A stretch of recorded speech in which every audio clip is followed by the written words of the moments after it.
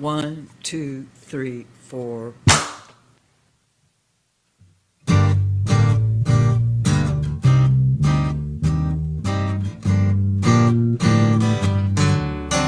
I am ready to face the music. I am ready to face the music. I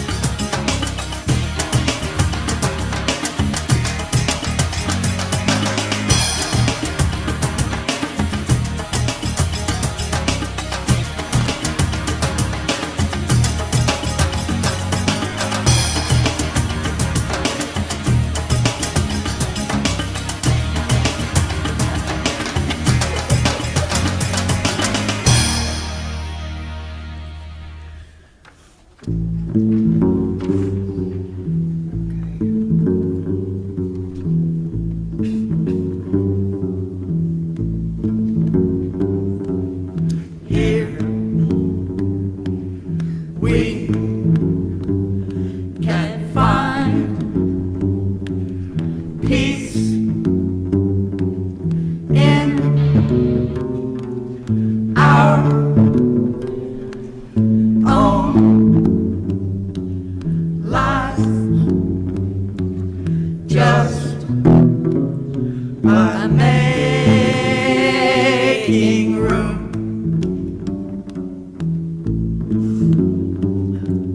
Space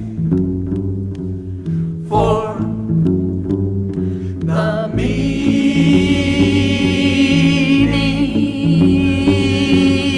air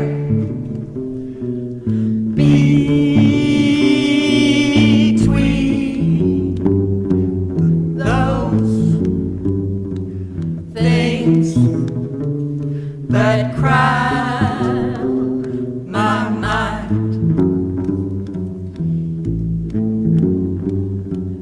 Wide as the blue sky may I open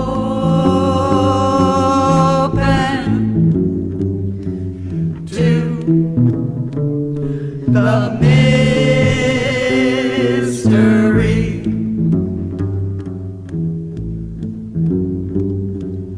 Here, let the time pass full as silence.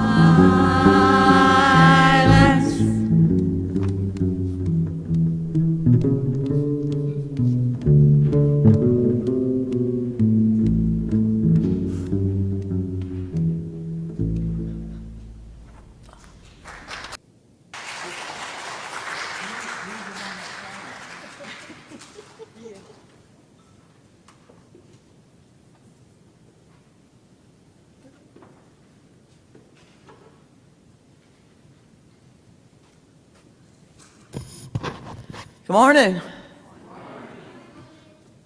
Nice to see your faces. Nice to have you here. I'm starting my welcome this morning with some words from somebody else. It's from a program called the Promise and the Practice, which is a program about our 8th principle work. And if you want to know more about what that is, we will be glad to tell you about it. So good morning. Welcome to All Souls. My name is Barbara Jarrell. I serve as minister in this community of caring and of justice seeking. Many of the people around you found a spiritual home here after searching for a place that's caring and welcoming of our individual gifts. So whoever you are, this is my parenthetical part. Whatever your age, race, origin, orientation, background, status, ability, identity, if you care to be with us in a spirit of mutual respect, you are always welcome. Trying to treat respectfully those with differing paths and opinions is our task. It's not an easy one, but that's kind of what we're here to learn how to be and do. What we share here, I'm back on the script, somebody else's words. What we share here is not an unchanging dogma, but an affirmation that we are called to be agents of love and justice, and to build a world where everyone is cherished for who they are. Doing that requires us, we who have some measure of privilege, to use our voices, our courage, and our resources to dismantle oppression in all its forms. We front load these services with a little bit of information because we like to disseminate it in as many ways as we can, and telling you to your face is one of them. If we have something to say, we'll say it to your face. Yeah. So, our Director of Religious Education, I think, is going to speak about some of upcoming events.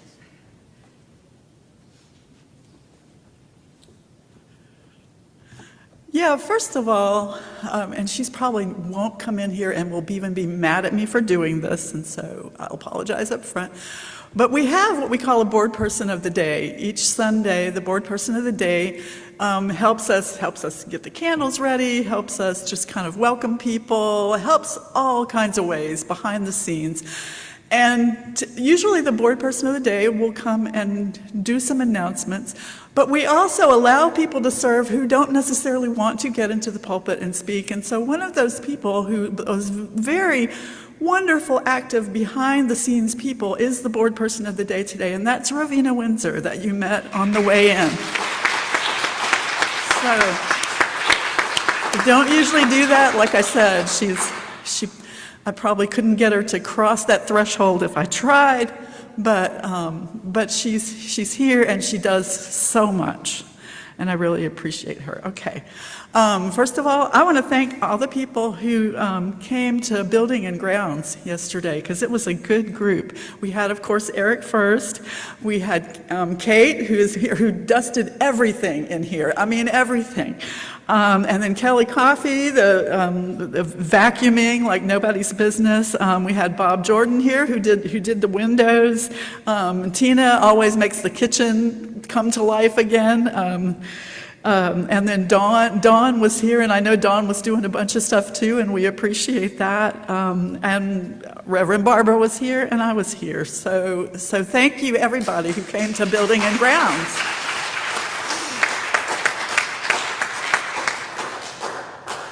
So next week is what we call our water communion or our water ceremony. And that is at the end of the summer every year, and it won't feel like the end of the summer. We all know that summer is going to last a while longer. But when we come back together in this time of year where school is starting again and things are kind of moving into that fall schedule, if not fall weather, we have what we call the water ceremony, where people are asked to bring water from whatever you've done this summer. And sometimes people want to turn it into a travel log, but it doesn't have to be that. I haven't been anywhere this summer. I've been right here, so mine will probably be from my house. Or if I forget that morning to bring it from my house, we'll have water on hand, symbolic water for you to pour in. But just from a story from your summer, something that you have done this summer that meant something to you, and just we add it into a common container, and it can be water from the ocean, it can be water from a puddle in your backyard. Nobody drinks this water. From what? From the car wash, yeah, whatever.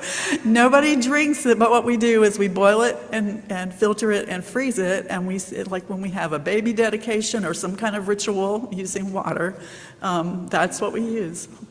Yes, what? Including this one.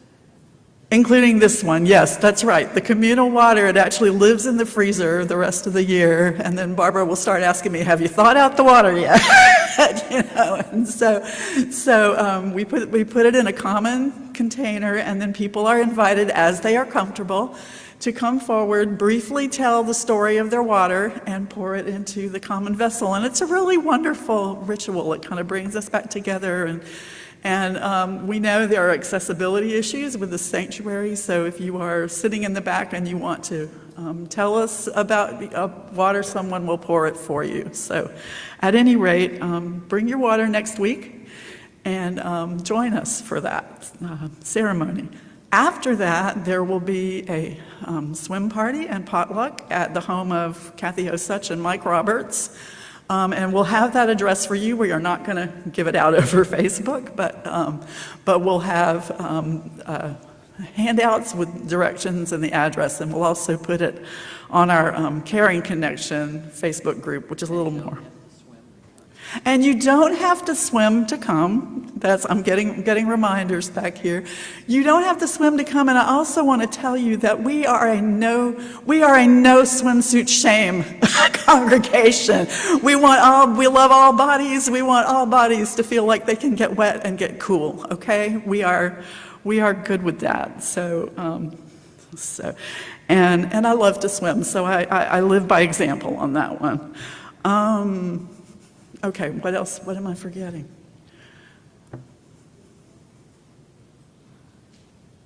Am I forgetting? Oh, thank you. Oh, gosh, thank you. See, I should write all this stuff. Our volunteer of the month is James Peck. If you heard the applause earlier when his slide came up, it's well earned, well deserved. He, in addition to being our sound tech, is often our non-anxious presence, fixing fixing technical glitches. He's been training other people like Dawn and others to do sound so that he gets a little break every now and then, and he's very patient with that. He's just patient with us in general, and he's also spoken in the pulpit. If you've been blessed to hear him, he's a wonderful speaker. So he's just. And is our lone baritone in the choir. Yes. What did you say, Ava? And he's also your dad. That's right. Which also something he does an excellent job at. And our Give Away the Plate, which every month we choose an organization in the community that aligns with our values and principles. And we have chosen for this month Second Chance at Life Foundation. A few weeks ago, Curtis Davis was here. It's a new organization working on reentry for people who have been incarcerated. We actually had no halfway houses. We had several halfway houses for addiction and things like that, but these are the first kind of residential reentry houses. So, and we recently dealt with someone who was released from prison, and we're just kind of astonished that they were basically dumped at the bus station. And so this is something very, very, very much needed, and we want to do what we can to help with that. Let's see, September 1st is another vegan potluck, and September 15th is is a vegan movie, The Game Changers, which is really good. It's about the exercise and bodybuilding community. It's a UFC fighter who had some health issues and did some research and found out that a lot of what he'd learned about protein just wasn't right. And so it's really, it's a very non-judgmental group. You needn't be vegan to come to the activities. The vegan potluck is actually delicious. There's lots of good stuff. So, like I said, September 1st, Labor Day weekend. Please join us. And next week, I think we'll let Joy start making those announcements, because I think that would be great too. But Joy Walker is the person who started the group. It's called the Peace Alliance. I think I've gone on long enough, and I'm hoping that I got everything. Thank you.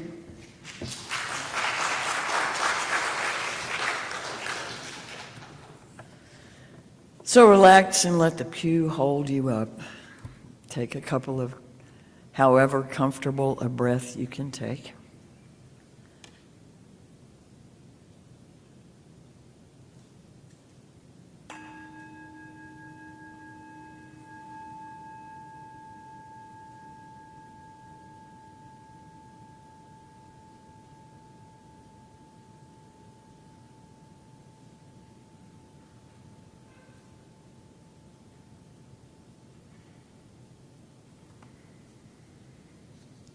This reading comes from Reverend Rebecca Savage.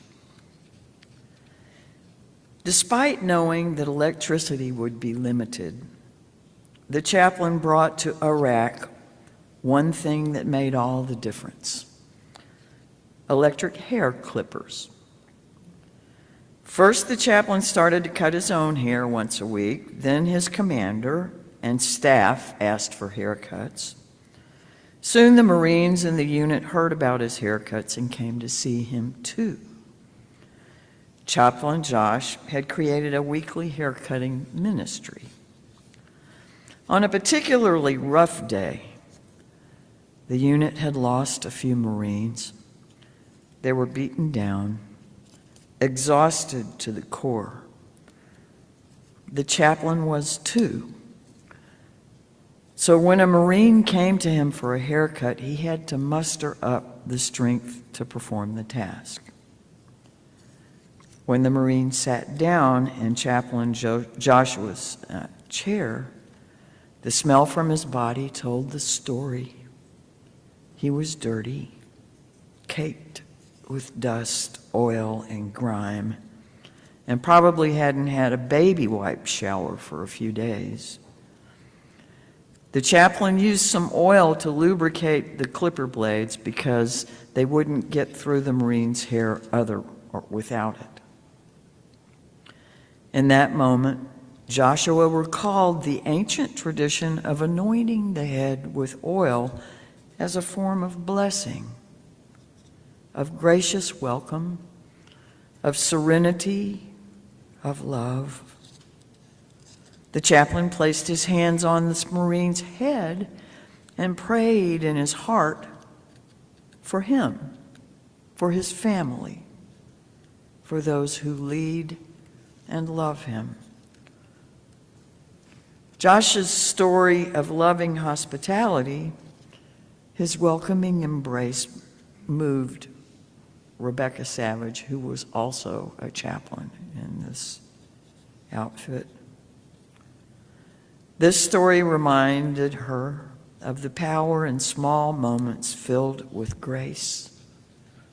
A haircut, a cup of coffee, or just an honest, "How are you?" can be transformed into a powerful moment between two people living in a hard world. May we slow our pace down this day and be fully present to those in our care. May we offer blessings with both our words and deeds. May our lives preach louder than our lips. Would someone like to help me do the first part of the chalice lighting?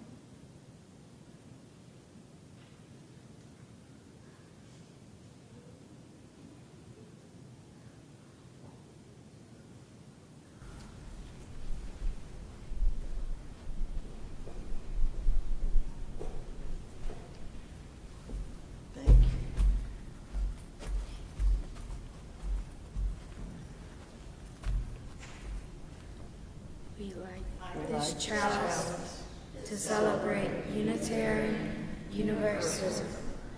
This is a church of the open mind. This is a church of the helping hands. This is the church of the loving heart. Together, with mind, hands, and heart, we care for the earth and for each other.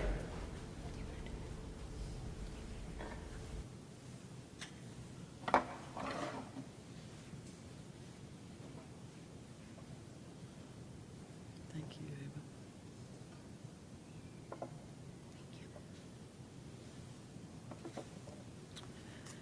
We light our flaming chalice as a beloved people united in love and thirsting for restorative justice.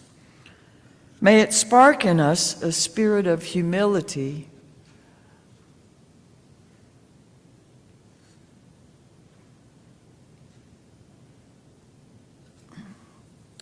May it ignite in us radical love that transforms our energy into purposeful action. It is a chalice of audacious hope.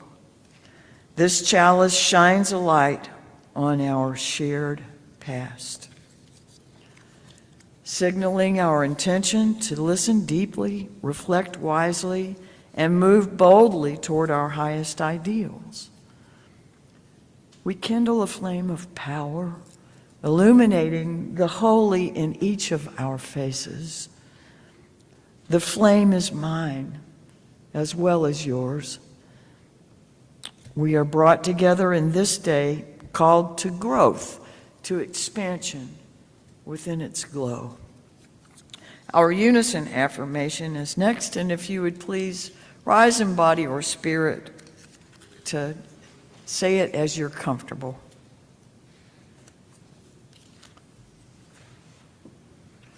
Love is the doctrine of this church. The quest for truth is its sacrament, and service is its prayer. To dwell together in peace, to seek knowledge and freedom, to serve human need to the end that all souls shall grow into harmony with the sacred. Thus do we covenant with each other.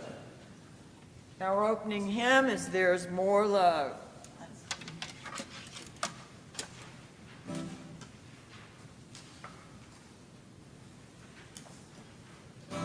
This may be more your key than mine.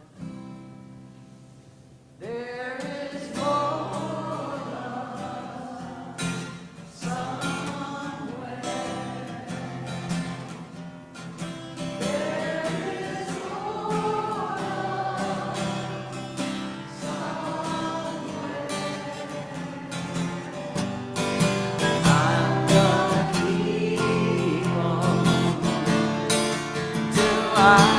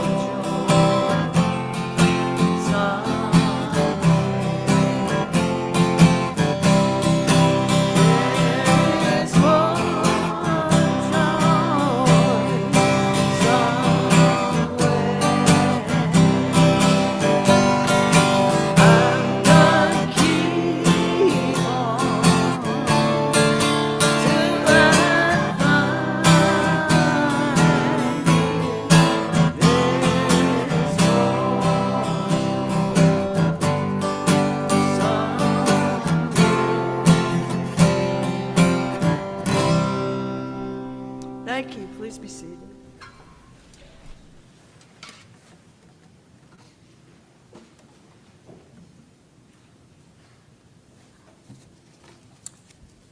John Nolan just came to us about Okay, okay, thank you for letting me know. So today, Reverend Barbara is going to talk to the grown-ups about a man named Gandhi who lived in India a long time ago and who helped actually lead India to independence from the British. And he came up with something he called the 7 social sins, which are not really like the 7 deadly sins, which are kind of the things you do individually, but this was like the things that could be bad to do that could affect other people, that could affect your connections to other people. There's 7 of them, and I'm not going to go through all 7, but I want to talk about one of them, which is pleasure without conscience. Pleasure without conscience. He said that could be that could be a harmful thing. So first of all, I want to ask the kids first. What's a conscience? What is a conscience? When you think about trust your conscience, Elizabeth?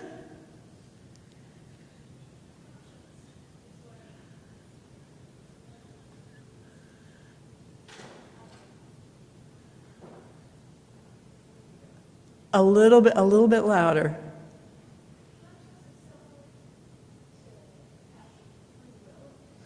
Conscience is similar to having free will. That's very good. And how is it kind of like that? Like what is, and it doesn't have, do you want to say more about that? It's okay if you don't.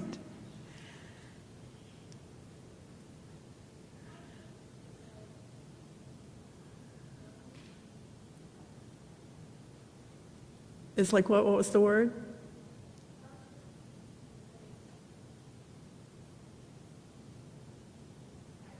It's okay. It's okay. Anybody else want to?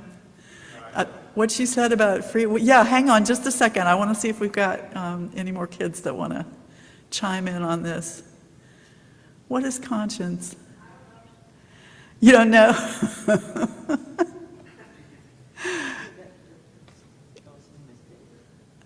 Huh?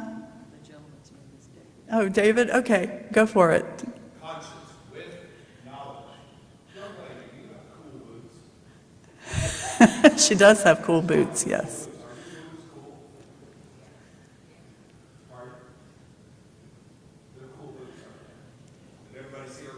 We did, yes, thank you. So with knowledge, yeah, yeah. Yes, Sally. This is to help the kids. Conscience is a cricket named Jimmy. Conscience is a cricket named Jiminy, that's right. I want to show you, do you still have the slide up? I want to show you this slide, what is a conscience, which I kind of love. It's got a scale, and on one side is what you will do or say, and then there are all these different values like honesty and respect and responsibility and caring and fairness. And the more that you lean on those values, right, the closer you're going to get to feels right. And the less that you think about those kind of values is going to feel wrong. And some people say, go to the next slide if you would. This is a common image that you see like in cartoons, you know, Bugs Bunny, or somebody will have the little devil Bugs Bunny and the angel Bugs Bunny. And a lot of people say conscience is that voice in your head. Does anybody kind of feel like conscience is that voice in your head that you hear when you know, when you think about, I want to do this thing, but doesn't feel quite right, like my spider sense or my whatever you want to call it, but something inside you said this doesn't feel right. Or the angel on the other side is going, you know what the right thing to do is. Now just do it. You know, has anybody had that experience where you know, yeah. And so conscience can be the voice in your head. It can also just be a feeling. How many people experience it more as a feeling, as just the way that you feel about it? Yeah. Yeah. Yeah. So what do you think he meant when he said pleasure without conscience? Like what gives you pleasure? Think about something that gives you pleasure, that's fun for you. Coffee. Very good. So give me an example of, Mr. Bennett, thank you. Give me an example of pleasure without conscience when it comes to coffee. Do you want me to, not thinking about where that coffee came from and what it did to rainforest and all of the bad things that coffee did on its journey to your wonderful morning. Right. So drinking that coffee, I don't know if everybody heard what he said, but without thinking about where it came from, who was working on that coffee plantation, which is something I meant to mention when we watched the video this morning. Y'all need to come to adult religious education because a lot of this thing, it's 9 o'clock in the morning on Zoom or here in person. We do both, and a lot of these things are coming up there too. But so drinking the coffee without really worrying about where you bought it, where it came from, who farmed it, how did it get to you? So that's one example of pleasure without conscience. Anybody think of something else? One more, and then we'll go ahead and one more. Anybody? Pleasure without conscience. And I know we're going to keep this kind of PG, PG-13 at least. Yeah.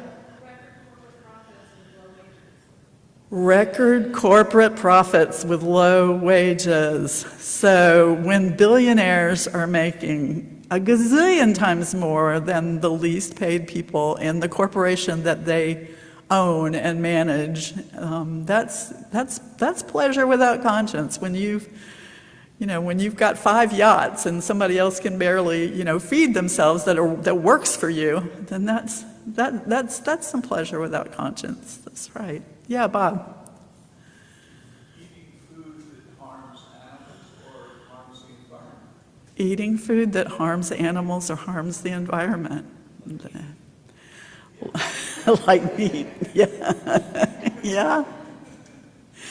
Yeah. And a lot of us are on a learning path with that, but yes, that is true.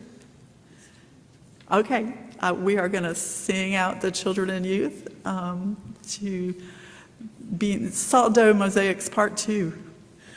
Go now in peace, go now in peace. May the spirit of love surround you everywhere, everywhere you may go.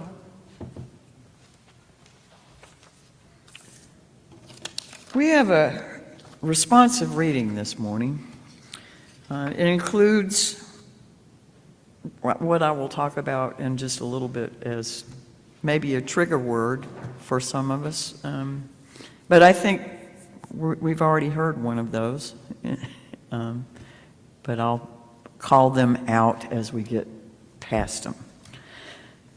The responsive reading will be on the screen. I'm reading the first part, and so y'all will answer. Okay.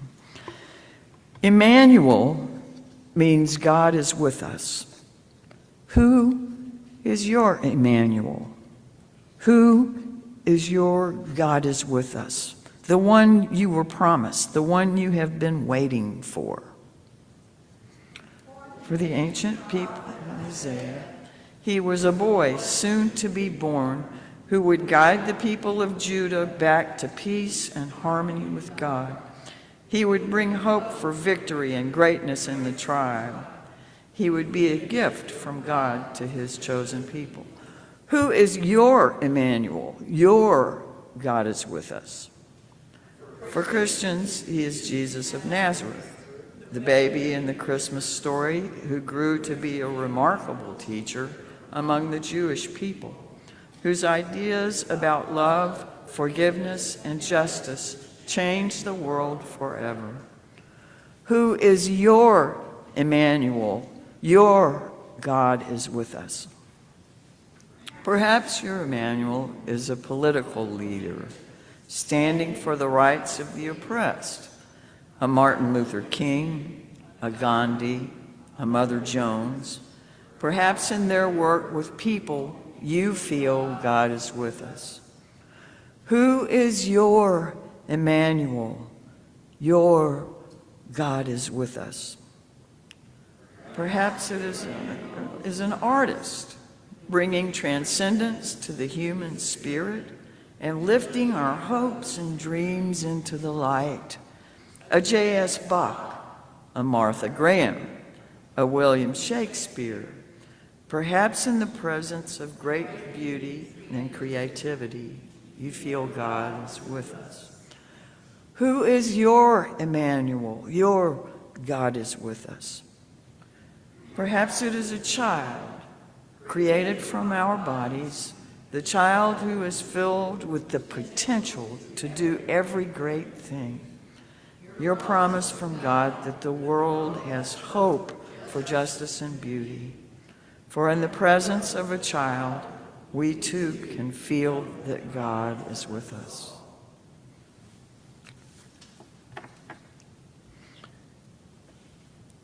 From Mahatma Gandhi, if we could change ourselves, the tendencies in the world would also change. The story is from Duro K. Farah. Every Sunday morning, the church choir and I spend time in reflection and silence before we begin the first worship service. I often offer my thoughts on the day's theme or the state of the world, providing context to the message we bring.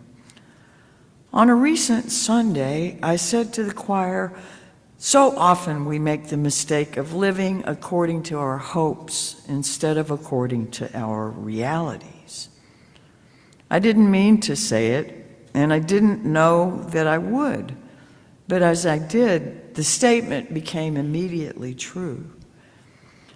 I wonder if, in our efforts to be the change we see in the world, we stop short at our ideal selves, the idea of ourselves we are most comfortable with. I wonder how often I think I've already been the change, and I'm waiting idly for the tendencies of the world to catch up. I'm unsettled by how frequently I'm surprised by my own social idiocy.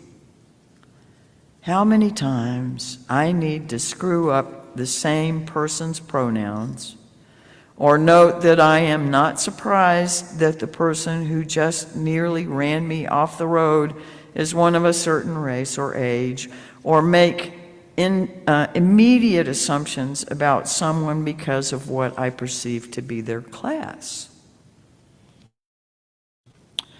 Or maybe this is a better question. How many times do I need to make mistakes at the expense of other people or people's groups before I am ready to admit that I'm not any better at this than the bigoted and willfully ignorant? I am liberal, often painfully so. I am not enlightened. I am not elevated. I am not better. But I believe with everything I am that I can be.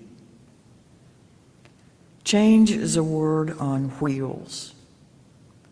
It's not a destination, but a journey. If I am to be change, I must commit to humility and refuse to settle for my own comforting achievements. That which is in us all and around us, and which constantly draws us to our holiest selves. Remove from me any spirit of complacency that would aim to prevent me from seeing the truth of myself. Strengthen me as I commit to a lifestyle of development, and remind me that that lifestyle is simply called love. Amen.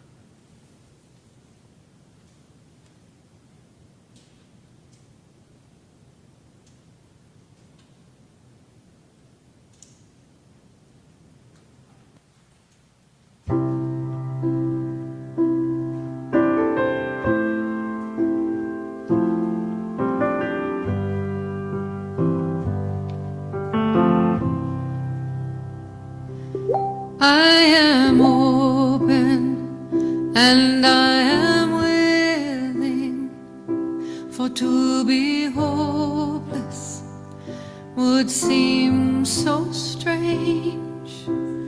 It dishonors those who go before us, so lift me up to the light of change.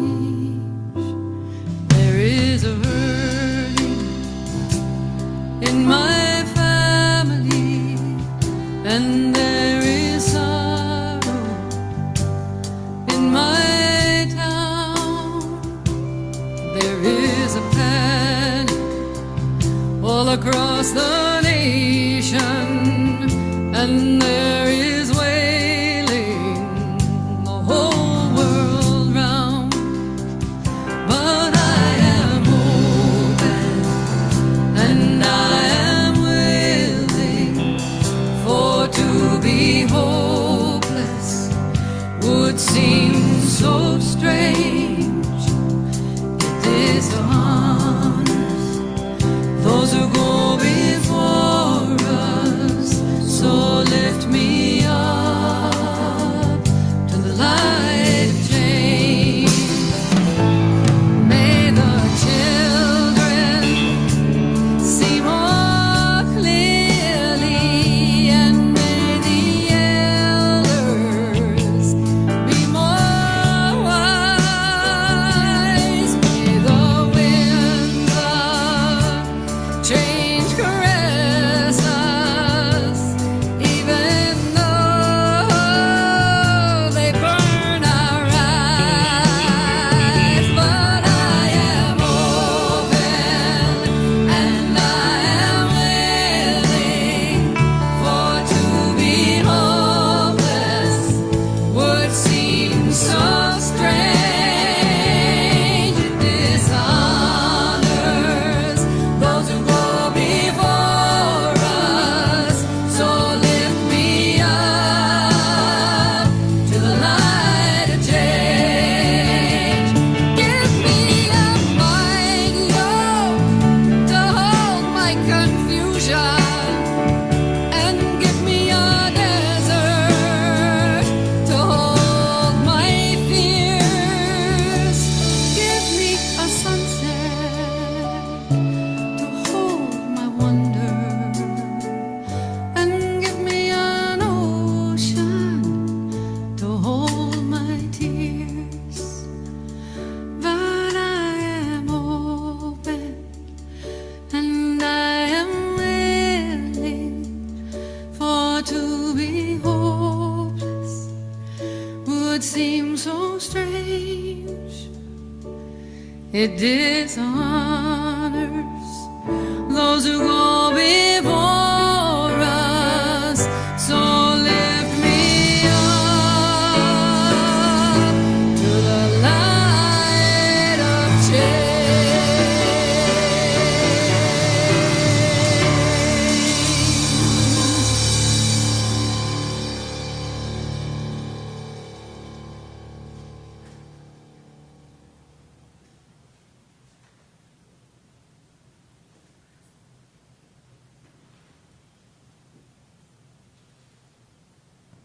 For any celebration or concern or fear or even resentment that remains unmarked, we light a candle with the attention of love and more understanding in the world.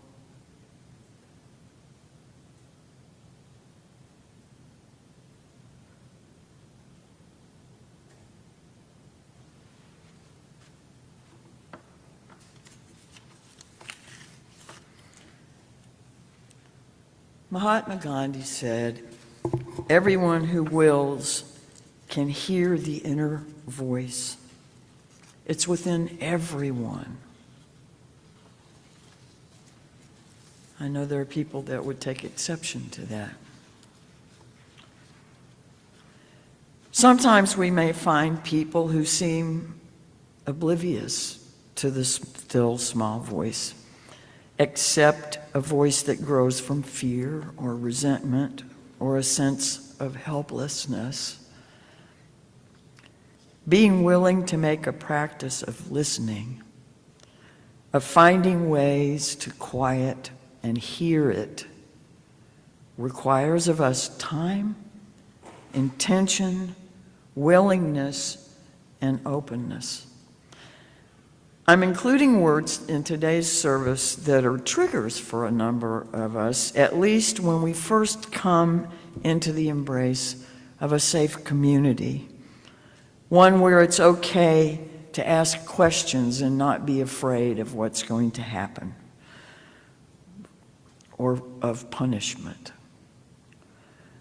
One where we can search for and find support, where we can set aside or leave behind traditions that no longer ring true for us, and be okay to try to find exactly what does ring true for us. Hopefully, as we relax into this community, we develop what we playfully call our own individual universal translators. All that means is that we learn how to plug words in that are more appropriate for us than whatever we might hear. We can trade them out internally without having to correct someone else or feel like this every time they use a word that's a trigger for us. Hopefully, as we relax into community, we develop what we playfully call our own individual universal translators. So keep them in your pocket. Carry them with you everywhere you go. For example, for those of us who grew up with a narrow definition of the word God, we may learn to reframe him, her, they, it as that which is greater, or the ground of existence, or source and spirit of love, or life, or some people call that nature. That's just an example of how we can use our universal translators if the word God for us is a loaded word. Sin is another one of those words. Internet will try to explain Unitarian Universalist and Unitarian Universalist understandings of sin, but if you look in different places or under each of those individually, you'll find a little bit different spin put on them, and you're still not going to hear the thoughts of everybody that's even in this room. What the internet online AI overview describes of us regarding sin is as follows. Unitarian Universalists have a variety of views on sin, but they generally reject the biblical doctrine of original sin, which teaches that humans are sinful by nature. Instead, they believe that people are essentially good and have no need for spiritual redemption. They also believe that humans are capable of both good and evil, and that sin is sometimes chosen, often due to either ignorance or pain. Some Unitarian Universalists define sin as acting, speaking, or thinking in a way that goes against their own conscience.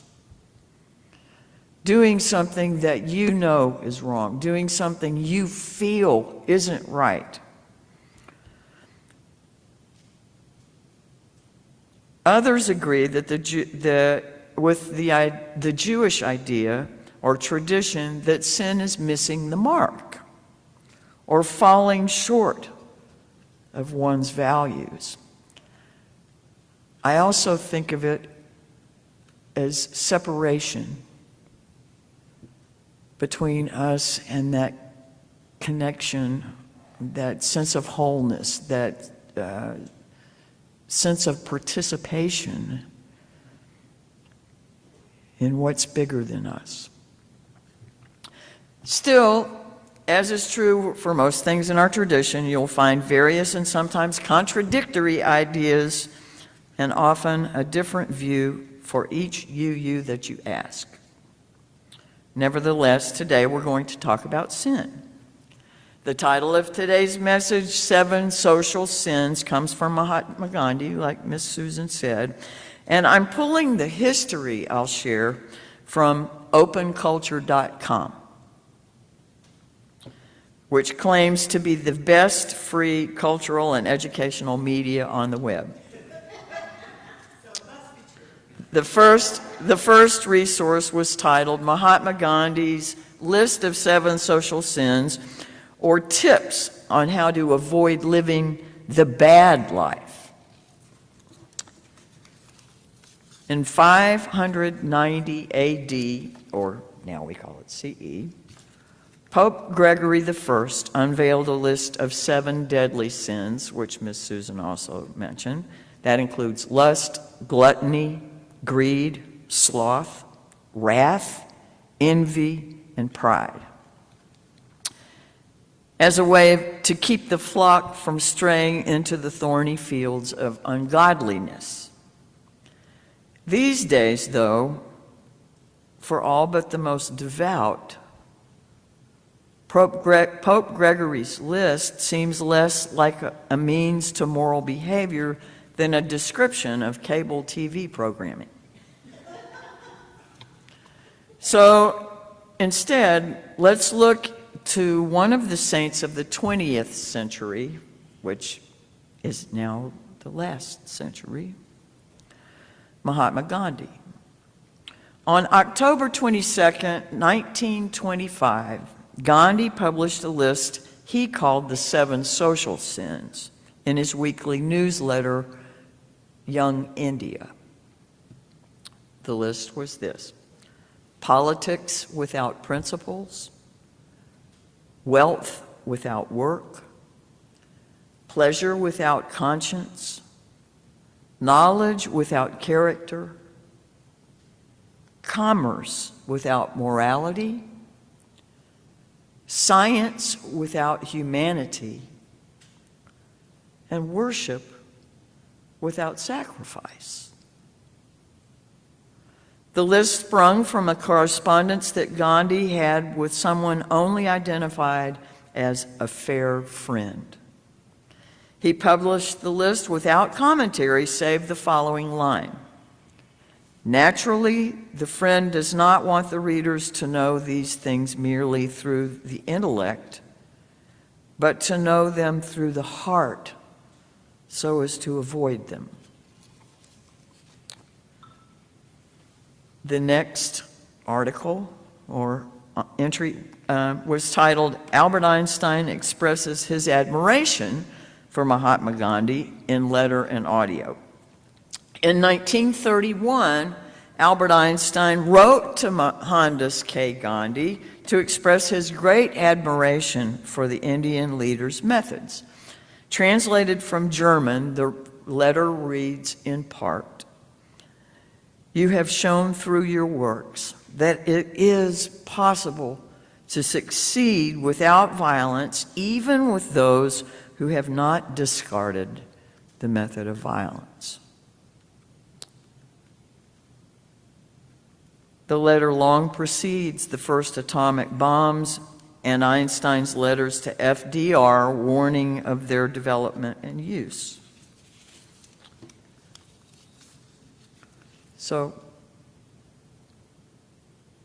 just a little bit of fleshing out each of those 7 social sins. Wealth without work. This idea is that if things come too easily, if we don't contribute to the well-being of the system, we fall short. We miss the mark. We are benefiting from the efforts of others and not doing our part. One does not have a chance to discover your own strength or your character if you don't work. And thereby, lack of understanding for all the people around you who do. The second is pleasure without conscience. Ms. Susan talked about that one, but it's doing things for fun that hurt others or even the planet. Those would be a sin in Mahatma Gandhi's view. Across the course of a lifetime, our consciences will speak to us differently as we become more conscious, even when we prefer to be less so.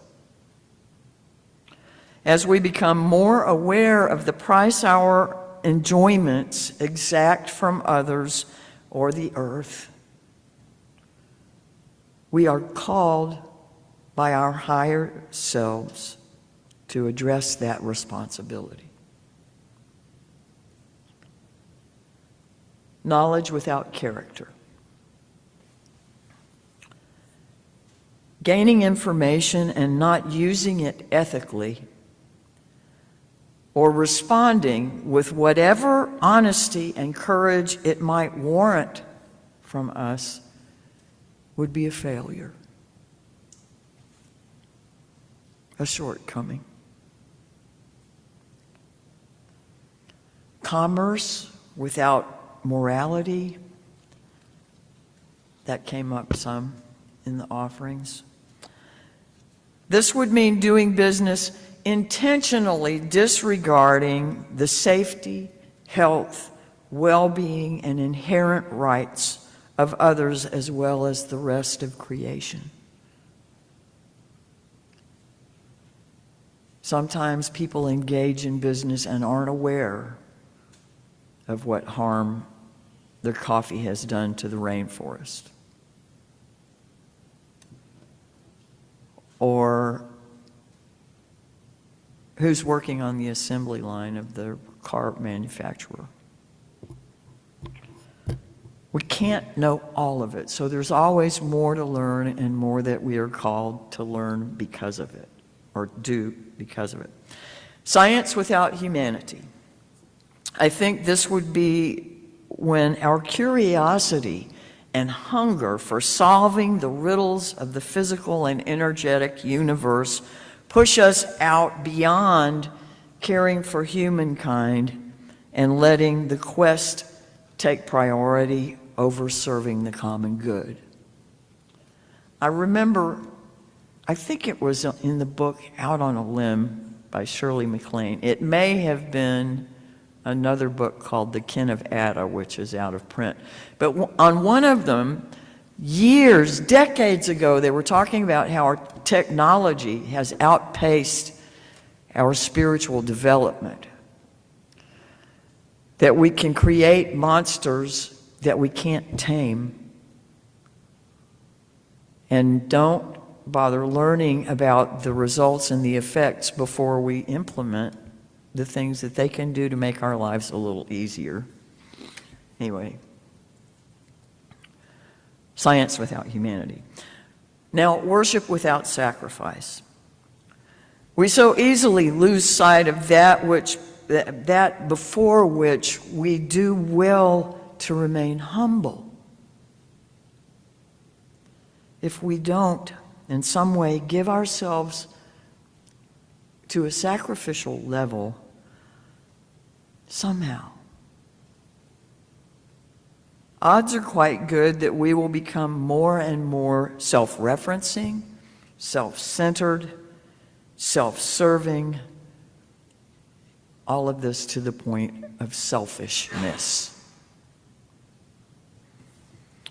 Lifting up and contemplating matters of worth, which is the old English root of the word worship, which can sometimes be another trigger word for people here. Lifting up and contemplating matters of worth remains superficial musings until we have skin in the game. As I am given to understand it, living into the notion of universal love rises most efficiently and thoroughly from circumstances that we can't control, from loss and from great pain and suffering. The only other way, as I am given to understand it, that we can learn that transcending love is by experiencing great love that calls us to put things before us. Great, expansive, disarming love. Of course, that's our preference. It may not be something we get to choose. And suffering is unavoidable, well, unless you're Buddhist and you follow all those principles. Anyway, now, down to politics without principles.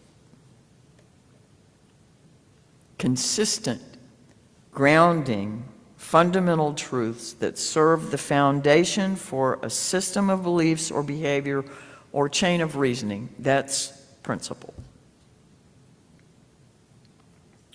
We may find that we don't always recognize and operate from the same basic fundamental truths that our neighbors do.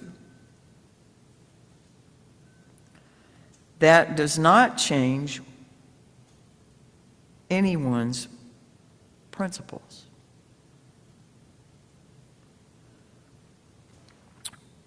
It does not mean that they are unprincipled.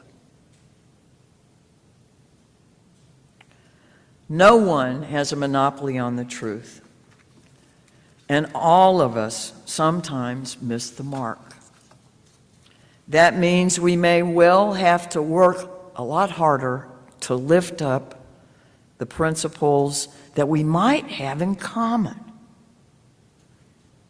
Have to look harder, have to ask more of ourselves in order to find them, and sometimes we won't.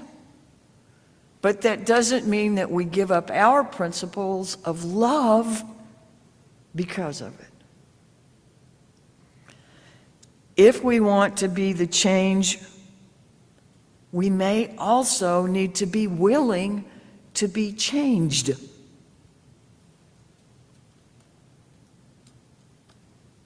As Unitarian Universalists, our principles are all built from love that is greater than differences. And yes, that is quite a demanding way to live. It asks everything of us. Our closing hymn is the one we heard during the candle lighting. I am willing. The words will be on the screen, and I'm going to ask the choir if they will to come up and help us sing it.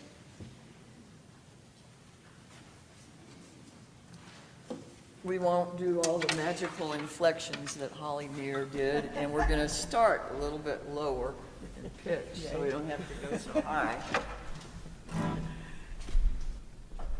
Would you rise by your spirit, please?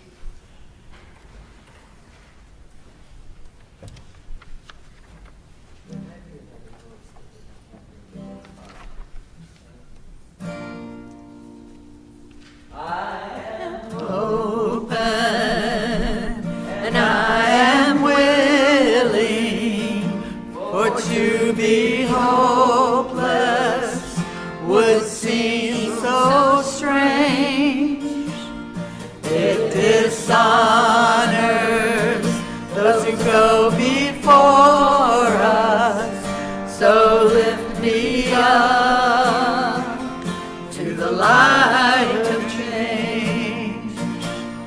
There is hurting in my family, there is sorrow in my town, there is panic across the nation, there is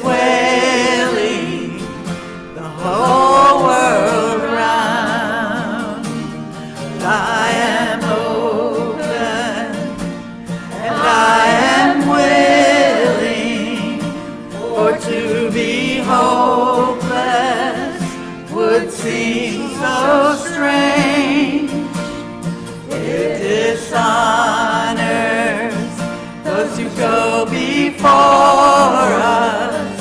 So lift me up to the light of change.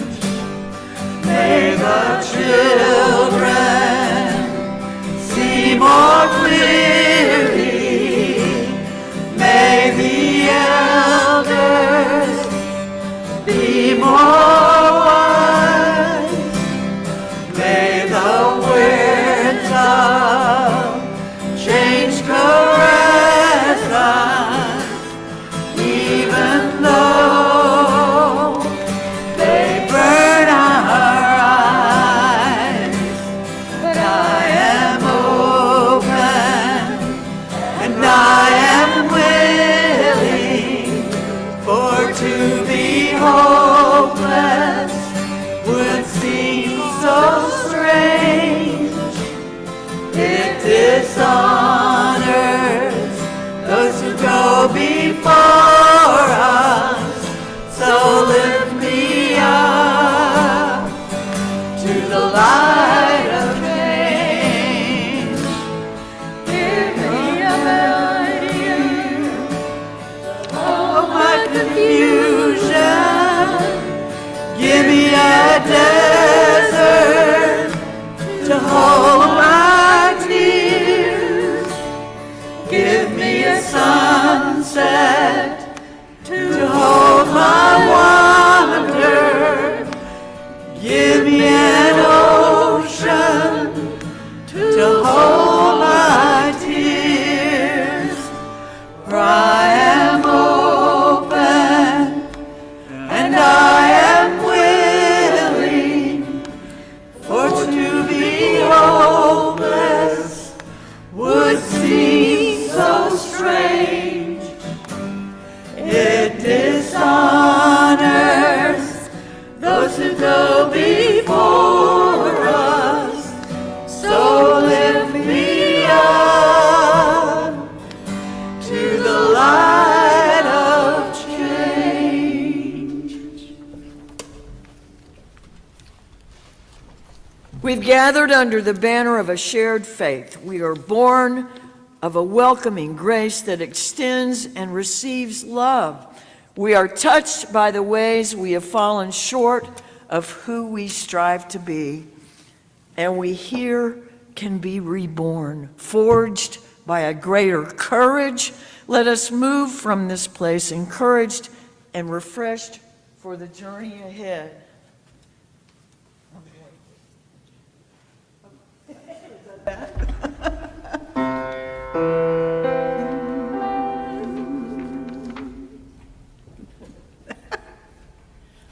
May life hold you and keep you. The sun make its light to shine upon you. And there be peace in all the world. The beauty of the universe enfold you. And the hope and joy of love. joy of loving, the joy of giving, living in your heart. Amen. That wasn't too bad for faking it, was it?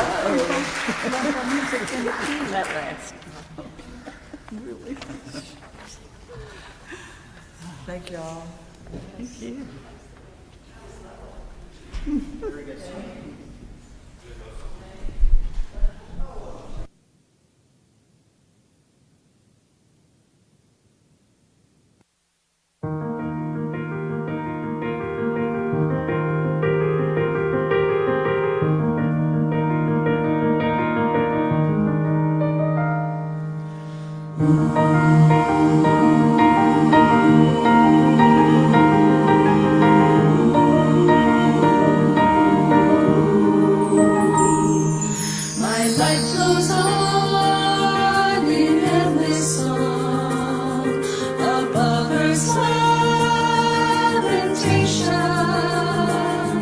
I hear the real, the far off hymn that hails a new creation. No storm can shake my inmost calm, while to that rock I'm clinging, since love prevails in heaven and earth. How can I keep from singing?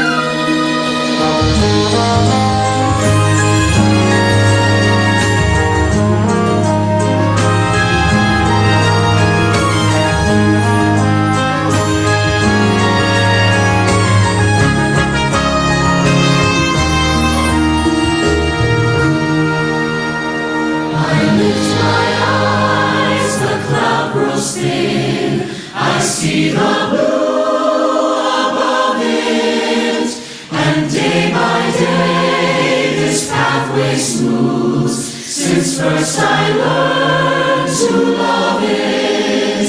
No storm can shake my inmost calm.